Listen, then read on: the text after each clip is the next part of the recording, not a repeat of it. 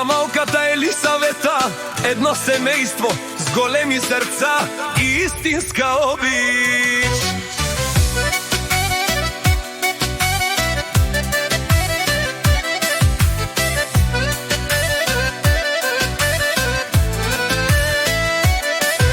Нека в дома им винаги да има смях, щастие и многу късмет, а малката Елисавета да расте жива и здрава.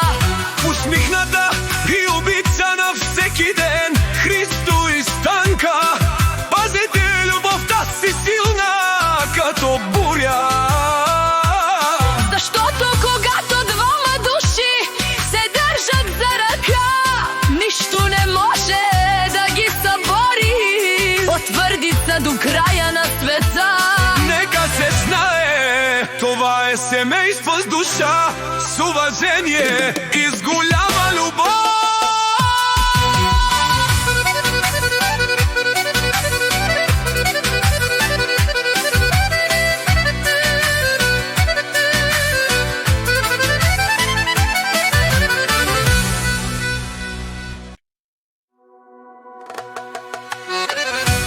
Дами и господа, този поздрав е за Христо, за Станка и за малката Елисавета, едно семејство с големи срца и истинска